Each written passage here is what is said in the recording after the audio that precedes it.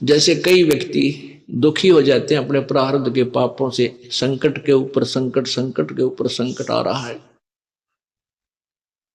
तो वो क्या दुखी होकर के क्या धारणा करते हैं, हे भगवान आत्महत्या कर लो।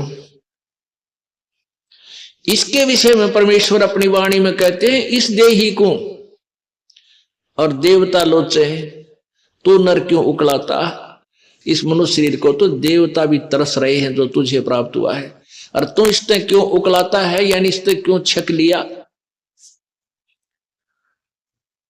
अब इससे दुखी होकर तू इसको नाश करने जा रहा है, इससे अच्छा कोई संत तलाश कर, भक्ति कर, पूर्ण संत की खोज कर। अब यहां इन जालिमों ने क्या जुल्म कर रखा है, ये नकली संतों ने, ये असली संत तक जाने नहीं देते। जगह जगह इन ठगों ने अपनी दुकानें खोल ली, ना इनको कह का पता, ना भगवान का पता, ना भक्ति का ज्ञान, और लंबे चौड़े आश्रम बना लिए और ऐसी मार्मिक बातें लिख दी। सचखंड की सड़क, वो तरह का जब सचखंड सतलोक की सड़क माने सीधा रास्ता, पक्की, जिसमें कोई बाधा ना हो। तो श्रद्धालु तो फिर जाएगा भाई, जिसको रोग है, जिसको चाह है परमात्मा की, वहां जा फंसे नकलियां के पास। पूर्ण मोक्ष मार्ग इसी आश्रम में प्राप्त होता है। इस तरह के पता नहीं कितने संत बने हुए हैं। तो ये सबसे बड़ा काल का जाल है, ये नकली संतों का होना। तो कहने का भाव यह है कि देवता भी इस मानव शरीर को तरफ रहे होते हैं कि कभी मानव शरीर मिले, पूर्ण संत खोज करूं और भक्ति करूं। जैसे आप हाथी को देखते हो, हाथी ऐसे सिर मारता चलता है। अब हाथी को नेक्स्ट जीवन, अगला जीवन दिखाई देता है कि इसके बाद मैं के बनूंगा, गधा बनूंगा या कुत्ता बनूंगा या सुअर बनूंगा या मानव बनूंगा। तो सिर मारता चलता है। किस समय सिर मारता है? जब वो पकड़ दिया जाता है, जब वो किसी मनुष्य के काबू आ जाता है, उसके ऊपर बैठ के इतना लंबा थुर्रा लेकर, अंकुश लेकर बैठ जाता है, उसको सीधा ठोकर जब बकवाद करता है, तो तब वो सिर मारता चलता है। नो खड़ा खड़ा भी सिर मारता रहता है। अब वो ये सोचता है वह बड़ा फंसा है, बहुत फंसा मैं, और जय इब का मनुष्य शरीर मिल गया तो पूर्ण संत की, पूर्ण परमात्मा की भक्ति करूंगा। पूर्ण संत की खोज करके और सही भक्ति करके अपना पीछा छुड़वाऊंगा। अब परमात्मा यहां क्या बताना चाहते हैं कि जो कुंजर सिर धुनत है, अगला जन्म सुजंत, इब कहेल नर करत सेव पूरे संत। हाथी मन में सोच रहा होता है कि यदि अब की बार मनुष्य जीवन मुझे मिल गया तो पूरे संत की खोज करूंगा। अब परमात्मा फिर उसके ऊपर एक और कहते हैं कि हाथी अर्थात ये आत्मा मन के संयोग से इतनी ढीठ होगी। हाथी के विषय में कहते हैं कि हाथी तभी तक सिर पटक रहा है, धुन रहा है, जब तक यो बंद में आ गया और मनमानी इसको मस्ती नहीं कर पा रहा। इसलिए ये भगवान याद कर रहा है और ईब छोड़ दे इसने। अब इसको खोल दे यहां से और जंगल की तरफ कर दे। कति भगवान याद ना करे, उड़ा खावा केड़े के पेड़ा नर मार मस्ती फुर फुर नहावर ठाठ करे, नरी को बिद करे, कति सर नहीं दोने ना इसका याद आवा भगवान, हालांकि इसको पता भी है। तो इसलिए परमात्मा कहते हैं भाई, इस परमात्मा के तत्व ज्ञान के बिना ये प्राणी ना तो भक्ति कर सकता और ना ही अपने इस मानव जीवन को ठीक ढंग से जी सकता। इसमें कोरी को बद करेगा। थोड़ा सा कोई राजपद प्राप्त हो गया, कोई बड़ा सा अधिकारी बन गया तो धरती तोलन न हो जाए।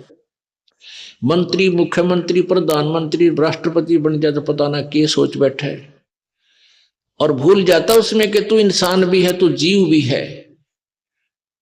तो ये जो चौंध लावा है, ये काल लगाव है, ये भूल जो डालता है, ये काल लगाता है कि ताकि ये नरे कर्म फोड़ ले अपने और पापों की गठड़ी बांध ले। क्योंकि अच्छी आत्माएं पूर्व जन्म की होती हैं, वो ही कोई उच्च पद, अच्छा धन प्राप्त करती हैं। तो वो अच्छी आत्माओं से नरे पाप करवा कर उनको नीच आत्मा बनवा देगा। और जो दुखी है वह तो पिछले, जो गरीब हैं, रोगी कोडी हैं, वो तो पिछले जन्म के पहले ही पाप नरे इकट्ठे कर रखे। तो पुण्यात्माओं, तत्व ज्ञान से हमें ये जानकारी होगी कि पूर्ण संत हमें मिला है, उनसे हम भक्ति लेकर साधना, सत साधना करें और मर्यादा में रहेंगे, तो हमारे पाप कर्मों से आने वाले प्रारब्ध के जो कष्ट हैं, वो पाप भी कट के हमें सुख होगा। यानी आप पर आने वाली आपदाएं, संकट भी दूर होंगे, आप निर्धन भी नहीं रहोगे, आप धनी बन जाओगे। एक तो आप यहाँ के भौतिक सुख के, भौतिक धन के धनी बनोगे, और आध्यात्मिक धन के भी आप धनी बनोगे। आप दोनों ही धनी इस परमात्मा की सत्य साधना से। कौन से परमात्मा की? उस पूर्ण ब्रह्म की। गीता जी अध्याय नंबर 15 के श्लोक नंबर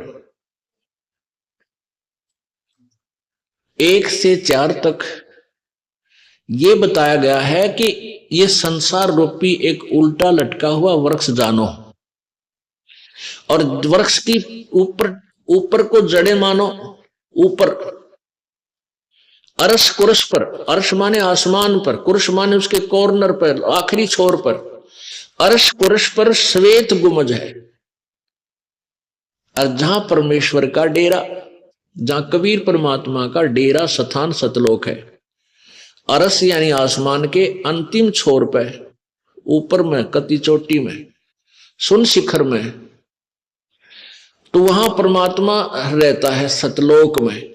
तो ऊपर को तो जड़ है, यानी वहां से तो सबकी उत्पत्ति हुई है, वहीं से ब्रह्म की उत्पत्ति, जो 21 ब्रह्मांड का मालिक है, ब्रह्मा विष्णु महेश का पिता है, जिसको काल ज्योति निरंजन भी कहते हैं, काल ब्रह्म भी बोलते हैं। और वहीं से परब्रह्म जो सात संग ब्रह्मांड का स्वामी है, उसकी उत्पत्ति हुई है। अर्थात वो जड़ है, वो मूल है, मुख्य है सबकी, सभी प्राणियों और सभी ब्रह्मांडों का रचनहार वही है। तो वो ऊपर को जड़ वाला, तो ये आदि पुरुष परमेश्वर यानी पूर्ण ब्रह्म रूपी तो जड़ समझो इस संसार रूपी वृक्ष की, और नीचे को ये तीनों गुण रूपी शाखा, रजगुण ब्रह्मा, सतगुण विष्णु, तमगुण शिव जी, ये शाखाएं हैं।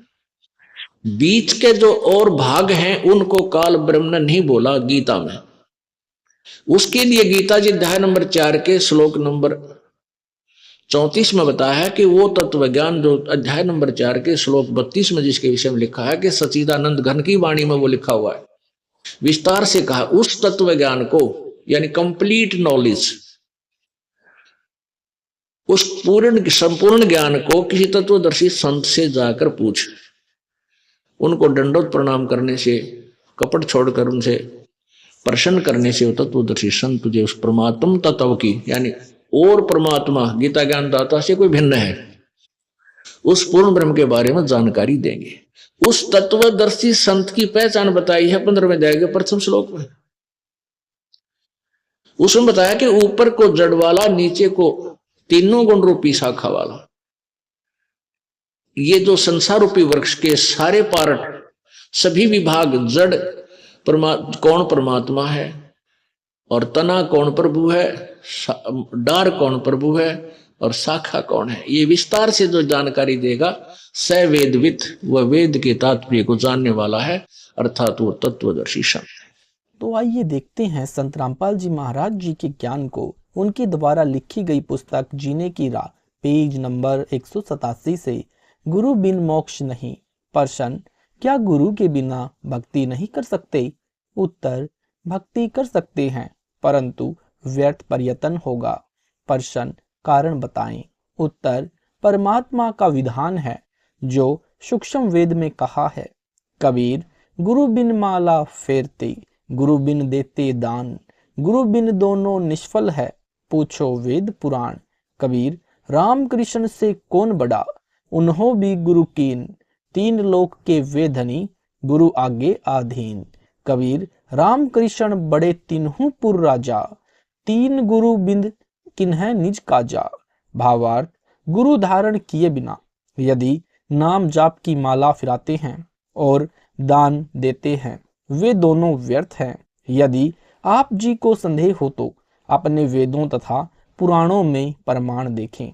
श्रीमद् भगवत गीता चारों वेदों का सारांश है। गीता अध्याय 2 श्लोक 7 में अर्जुन ने कहा है कि हे श्री कृष्ण, मैं आपका शिष्य हूँ, आपकी शरण में हूँ। गीता अध्याय 4 श्लोक 3 में श्री कृष्ण जी में प्रवेश करके काल ब्रह्म ने अर्जुन से कहा कि तू मेरा भक्त है। पुराणों में प्रमाण है कि श्री रामचंद्र जी ने ऋषि वशिष्ठ जी से नाम दीक्षा ली थी और अपने घर व राजकाज में गुरु वशिष्ठ जी की आज्ञा लेकर कार्य करते थे। श्री कृष्ण जी ने ऋषि संदीपनी जी से अक्षर ज्ञान प्राप्त किया तथा श्री कृष्ण जी ने आध्यात्मिक गुरु श्री दुर्वासा ऋषि जी थे। कबीर परमेश्वर जी हमें समझाना चाहते हैं कि आप जी श्री राम तथा श्री कृष्ण जी से तो किसी को बड़ा अर्थात समर्थ नहीं मानते हो। वे तीन लोक के मालिक थे। उन्होंने भी गुरु बनाकर अपनी भक्ति की, मानव जीवन सार्थक किया। इससे सहज में ज्ञान हो जाना चाहिए कि अन्य व्यक्ति यदि गुरु के बिना भक्ति करता है तो कितना सही है अर्थात व्यर्थ है। गुरु के बिना देखा देखी कही सुनी भक्ति को लोक वेद के अनुसार भक्ति कहते हैं। लोक वेद का अर्थ है किसी क्षेत्र में प्रचलित भक्ति का ज्ञान जो तत्व ज्ञान के विपरीत होता है। लोक वेद के आधार से यह दास यानी संत रामपाल दास श्री हनुमान जी, बाबा श्याम जी, श्री राम, श्री कृष्ण, श्री शिव जी तथा देवी देवताओं की भक्ति करता था। हनुमान जी की भक्ति में मंगलवार का व्रत, बूंदी का प्रसाद बांटना, स्वयं देसी घी का गिच चूरमा खाता था। यानी बाबा हनुमान को डालडा वनस्पति घी से बनी बूंदी का भोग लगाता था। हरे राम हरे कृष्ण, कृष्ण कृष्ण हरे हरे का मंत्र जाप करता था। किसी ने बता दिया कि ओम नाम सबसे बड़ा, इससे बड़ा न कोई, ओम नाम का जाप करे तो शुद्ध आत्मा होए। इस कारण से ओम नाम का जाप शुरू कर दिया। ओम नमो शिवाय, यह शिव का मंत्र जाप करता था। ओम भगवते वासुदेवाय नमः, यह विष्णु जी का जाप करता था। तीर्थों पर जाना, दान करना, वहां स्नान करना, यह भी लोक वेद के आधार से करने जाता था।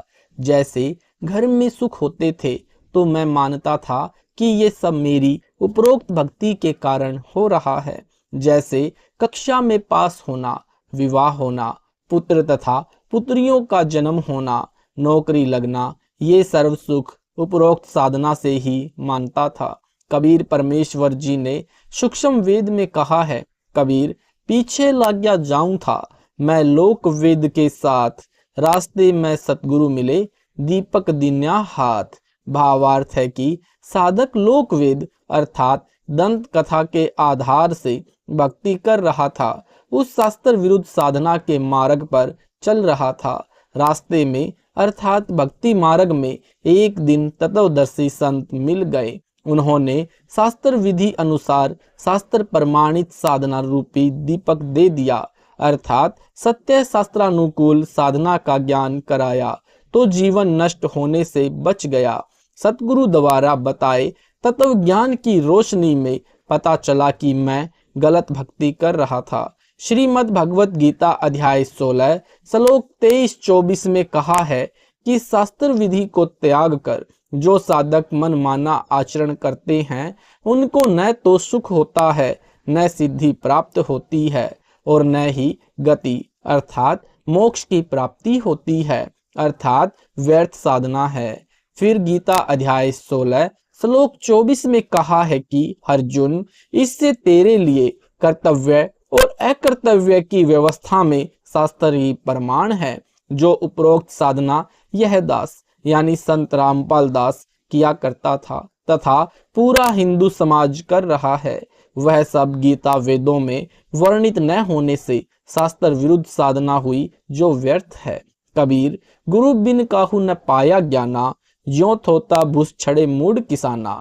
कबीर गुरु बिन वेद पढ़े जो प्राणी, समझे न सार रहे अज्ञानी। इसलिए गुरु जी से वेद शास्त्रों का ज्ञान पढ़ना चाहिए, जिससे सत्य भक्ति की शास्त्रानुकूल साधना करके मानव जीवन धन्य हो जाए।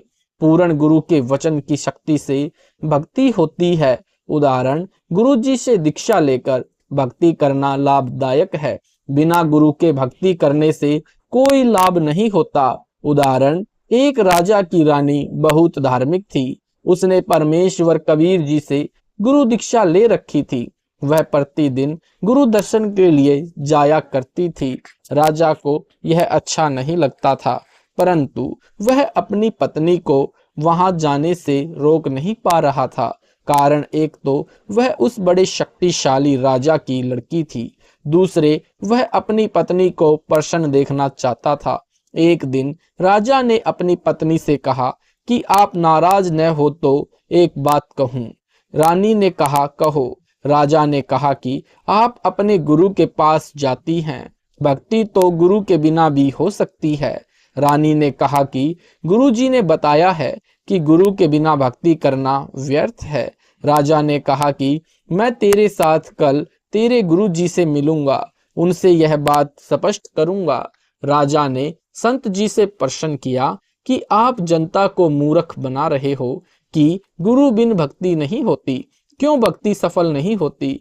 नाम मंत्र जाप करने होते हैं, एक दूसरे से पूछकर जाप कर लें, पर्याप्त है। संत ने कहा, राजन, आपकी बात में दम है। मैं आपके राज दरबार में आऊंगा, वहां इस बात का उत्तर दूंगा। निश्चित दिन को संत जी राजा के दरबार में गए। राजा सिंहासन पर विराजमान था। आसपास सिपाही खड़े थे। संत के बैठने के लिए अलग से कुर्सी रखी थी। संत ने जाते ही आसपास खड़े सिपाहियों से राजा की ओर हाथ करके कहा कि इसे गिरफ्तार कर लो। सिपाही टस से मस नहीं हुए। संत ने लगातार 3 बार यही वाक्य आदेश दोहराया कि इसे गिरफ्तार कर लो, परंतु राजा को सिपाहियों ने गिरफ्तार नहीं किया। राजा को संत पर क्रोध आया कि यह कमबख्त मेरी पत्नी को इसलिए बहका रहा था कि इसके राज्य को प्राप्त कर लूं। राजा ने एक बार कहा कि सिपाहियों, इसे गिरफ्तार कर लो। राजा के हाथ का संत की ओर संकेत था। उसी समय सिपाहियों ने संत को गिरफ्तार कर लिया। संत ने कहा कि हे राजन, आप घर पर बुलाकर संत का अनादर कर रहे हो, यह अच्छी बात नहीं। राजा ने कहा, आप यह क्या बकवास कर रहे थे? मुझे गिरफ्तार करने का आदेश दे रहे थे। संत ने कहा, मैं आपके उस प्रश्न का उत्तर दे रहा था कि गुरु से दीक्षा लेकर भक्ति करना क्यों लाभदायक है। मुझे छुड़ाओ तो मैं आपको उत्तर दूं। राजा ने सिपाहियों से कहा कि छोड़ दो। सिपाहियों ने संत को छोड़ दिया। संत ने कहा कि हे राजा जी, मैंने यही वाक्य कहा था, इसे गिरफ्तार कर लो। सिपाही टस से मस नहीं हुए। आप जी ने भी यही वाक्य कहा था कि तुरंत सिपाहियों ने मुझे गिरफ्तार कर लिया। आपके वचन में राज की शक्ति है, मेरे वचन में आध्यात्मिक शक्ति है। आप उसी नाम जाप के लिए किसी को भक्ति के लिए कहोगे तो वह मंत्र कोई कार्य नहीं करेगा। मैं वही नाम जाप करने को कहूंगा, वह तुरंत प्रभाव से क्रियावान होगा। इसलिए पूर्ण संत से दीक्षा लेने से साधक में तुरंत आध्यात्मिक प्रक्रिया प्रारंभ हो जाती है। उसकी आत्मा में भक्ति का अंकुर निकल आता है। सूक्ष्म वेद में कहा है कि सतगुरु पशु मानुष करी डारे, सिद्धि देकर ब्रह्म विचारे। भावार्थ, सतगुरु पहले मनुष्य को सत्संग सुना सुनाकर नेक इंसान बनाते हैं, सर्व बुराइयों को छुड़वाते हैं, फिर अपनी भक्ति की सिद्धि अर्थात शक्ति शिष्य के अंतकरण में शब्द से प्रवेश करके ब्रह्म अर्थात परमात्मा की साधना करने के विचार पर बल करते हैं, जिससे साधक की रुचि भक्ति में दिनों दिन बढ़ती है। फिर वह देवता बन जाता है। कबीर जी ने कहा है कि कबीर बलिहारी गुरु आपना, घड़ी घड़ी 100 बार मानुष से देवता किया करत न लाई बार। इसलिए कहा है कि कबीर गुरु बिन माला फेरते, गुरु बिन देते दान, गुरु बिन दोनों निष्फल है, चाहे पूछो वेद पुराण। योग यज्ञ तप दान करावे, गुरु विमुख फल कभी नहीं पावे। भावार्थ, गुरु बिन नाम जाप की माला फिराते हैं या दान करते हैं, वह व्यर्थ है। यह वेदों तथा पुराणों में भी प्रमाण है। फिर अंतिम चौपाई का भावार्थ है कि यदि दीक्षा लेकर फिर गुरु को छोड़कर उन्हीं मंत्रों का जाप करता रहे तथा यज्ञ हवन दान भी करता रहे, वह भी व्यर्थ है, उसको कोई लाभ नहीं होगा। कबीर पाते सतगुरु शरणा लीजय, कपट भाव सब दूर करीजय। अन्य प्रमाण, कबीर गर्भ योगेश्वर गुरु बिन करते हरि की सेव, कहे कबीर बेकुंठ से फेर दिया सुखदेव। राजा जनक गुरु किया फिर किन्हीं हर की सेव, कहे कबीर बेकुंठ में चले गए सुखदेव। भावार्थ, ऋषि वेद व्यास जी के पुत्र सुखदेव जी अपने पूर्व जन्म की भक्ति की शक्ति से उड़कर स्वर्ग में चले जाते थे। एक दिन वे श्री विष्णु जी के लोक में बने स्वर्ग में प्रवेश करने लगे। वहां के कर्मचारियों ने ऋषि सुखदेव जी से स्वर्ग द्वार पर पूछा कि ऋषि जी, अपने पूज्य गुरु जी का नाम बताओ। सुखदेव जी ने कहा कि गुरु की क्या आवश्यकता है, अन्य गुरु धारण करके यहाँ आए हैं। मेरे में स्वयं इतनी शक्ति है कि मैं बिना गुरु के आ गया हूँ। द्वारपालों ने बताया, ऋषि जी, यह आपकी पूर्व जन्म से संग्रह की हुई भक्ति की शक्ति है। यदि फिर से गुरु धारण करके भक्ति नहीं करोगे तो पूर्व की भक्ति कुछ दिन ही चलेगी, आपका मानव जीवन नष्ट हो जाएगा। उदाहरण के लिए वर्तमान में इन्वर्टर की बैटरी को चार्जर लगाकर चार्ज कर रखा है। यदि चार्जर हटा दिया जाए तो भी इन्वर्टर अपना कार्य करता रहेगा, क्योंकि उसमें ऊर्जा संग्रह हो चुकी है। कुछ समय पश्चात वह सर्व कार्य करना छोड़ देता है। न ट्यूब चलेंगी न पंखा चलेगा, उसको फिर से चार्ज करना अनिवार्य है। उसके लिए चार्जर चाहिए। चार्जर गुरु जानो, बिजली परमेश्वर जानो। ऋषि सुखदेव में अपनी सिद्धि का अभिमान था, वह नहीं माना। बात भगवान विष्णु जी तक पहुंच गई। श्री विष्णु जी ने भी यह बात कही कि ऋषि जी, पहले आप गुरु बनाओ फिर यहाँ आओ। सुखदेव जी ने कहा, भगवान, पृथ्वी लोक पर मेरे समान कोई नहीं है, न कोई ढंग का गुरु है। कृपया आप ही बताएं कि मैं किसको गुरु बनाऊं। श्री विष्णु जी ने बताया कि आप राजा जनक को गुरु बनाओ। यह कहकर श्री विष्णु जी अपने महल में चले गए। सुखदेव ऋषि वापिस पृथ्वी पर आए। राजा जनक से दीक्षा लेकर उनके बताए भक्ति मंत्रों का जाप किया। तब ऋषि सुखदेव जी को स्वर्ग में रहने दिया। इसलिए गुरु बनाकर भक्ति करने से ही सफलता संभव है। बिना गुरु भक्ति दान आदि आदि करना व्यर्थ है। गुरु पूरा हो, झूठे गुरु से कोई लाभ नहीं होता। प्रश्न, पूरे गुरु की क्या पहचान है? हम तो जिस भी संत से ज्ञान सुनते हैं वह पूर्ण सतगुरु लगता है। उत्तर, सूक्ष्म वेद में गुरु के लक्षण बताए हैं। गरीब, सतगुरु के लक्षण कहूँ, मधुरे बेन विनोद, 4 वेद 6 शास्त्र, कह 18 बोध। संत गरीबदास जी यानी गांव छुड़ानी, जिला जज्जर, हरियाणा वाले को परमेश्वर कबीर जी मिले थे। उनकी आत्मा को ऊपर अपने सतलोक यानी सनातन परम धाम में लेकर गए थे। ऊपर के सर्वलोकों का अवलोकन कराकर वापस पृथ्वी पर छोड़ा था। उनको संपूर्ण आध्यात्म ज्ञान बताया था। उनका ज्ञान योग परमेश्वर कबीर जी ने खोला था। उसके आधार से संत गरीबदास जी ने पूरे गुरु की पहचान बताई है कि जो सच्चा गुरु अर्थात सतगुरु होगा वह ऐसा ज्ञान बताता है कि उसके वचन आत्मा को आनंदित कर देते हैं, बहुत मधुर लगते हैं, क्योंकि वे सत्य पर आधारित होते हैं। कारण है कि सतगुरु 4 वेदों तथा सर्व शास्त्रों का ज्ञान विस्तार से कहता है। यही कारण यानी यही प्रमाण परमेश्वर कबीर जी ने सूक्ष्म वेद में कबीर सागर के अध्याय जीव धर्म बोध में पृष्ठ 1960 पर दिया है। गुरु के लक्षण 4 बखाना। प्रथम, वेद शास्त्र को ज्ञाना। दूजे, हरि भक्ति मम करम बानी। तीजे सम दृष्टि करी जानी। चौथे वेद विधि सब कर्मा, ये चार गुरु गुण जानो मर्मा। सरलार्थ, कबीर परमेश्वर जी ने कहा कि जो सच्चा गुरु होगा उसके चार मुख्य लक्षण होते हैं। नंबर 1, सब वेद तथा शास्त्रों को वह ठीक से जानता है। नंबर 2, दूसरे वह स्वयं भी भक्ति मन कर्म वचन से करता है, अर्थात उसकी कथनी और करनी में कोई अंतर नहीं होता। नंबर 3, तीसरा लक्षण यह है कि वह सर्व अनुयायियों से समान व्यवहार करता है, भेदभाव नहीं रखता। चौथा लक्षण यह है कि वह सर्व भक्ति कर्म वेदों यानी चार वेद तो सर्व जानते हैं, यानी ऋग्वेद, यजुर्वेद, सामवेद, अथर्ववेद तथा पांचवा वेद सूक्ष्म वेद है। इन सर्व वेदों के अनुसार करता और कराता है। वेदों यानी चारों वेदों ऋग्वेद, यजुर्वेद, सामवेद तथा अथर्ववेद में केवल ओम यह एक नाम है जाप करने का। प्रमाण यजुर्वेद अध्याय 40 मंत्र 15 तथा 17 में मंत्र 15 में कहा है कि ओम नाम का स्मरण कार्य करते करते करो, विशेष तड़फ के साथ करो, मनुष्य जीवन का परम कर्तव्य मानकर स्मरण करो।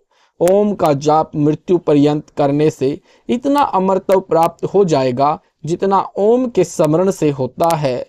यजुर्वेद अध्याय 40 मंत्र 17 में वेद ज्ञान दाता ब्रह्म ही है। कहा है कि जो पूर्ण परमात्मा है वह तो प्रोक्ष यानी छुपा है, यानी अव्यक्त है, वह सबकी दृष्टि में नहीं आता।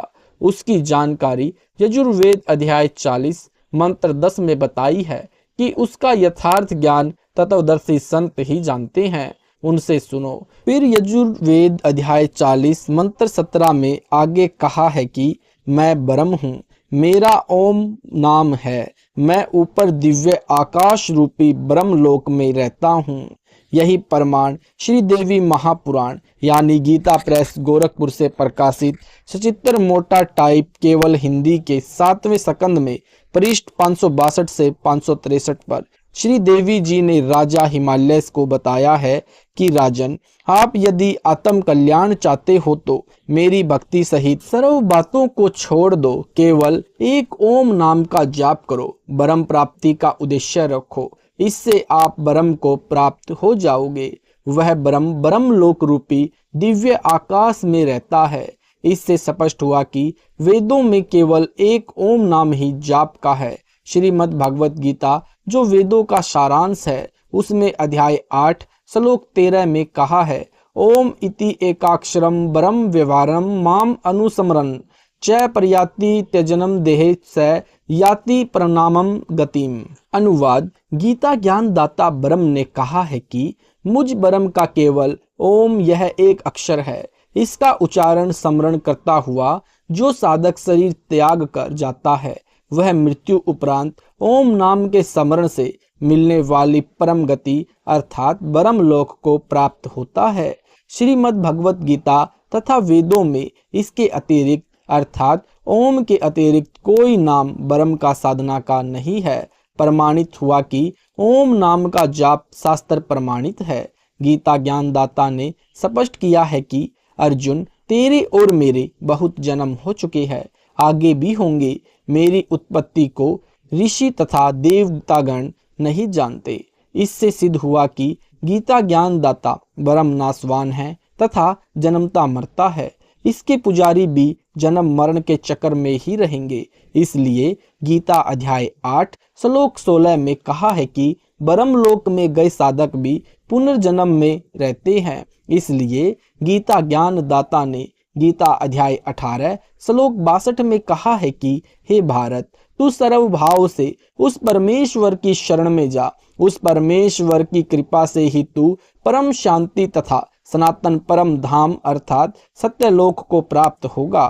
फिर गीता अध्याय 15 श्लोक 4 में गीता ज्ञान दाता ने कहा है कि जब तत्वदर्शी संत से तत्व ज्ञान प्राप्त हो जाए, उसके बताए अनुसार साधना करके उसके पश्चात परमेश्वर के उस परम पद की खोज करनी चाहिए, जहां जाने के पश्चात साधक फिर लौटकर संसार में कभी नहीं आते। केवल उस परमेश्वर की पूजा करो। सत साहिब जी, ये थे संत रामपाल जी महाराज के मंगल अमृत प्रवचन। अगर आपको वीडियो अच्छा लगा है तो वीडियो को लाइक करें, शेयर करें, कमेंट करें। ऐसे ही वीडियो देखते रहें और यूट्यूब पर हमारे चैनल को सब्सक्राइब जरूर करें। सत साहिब जी।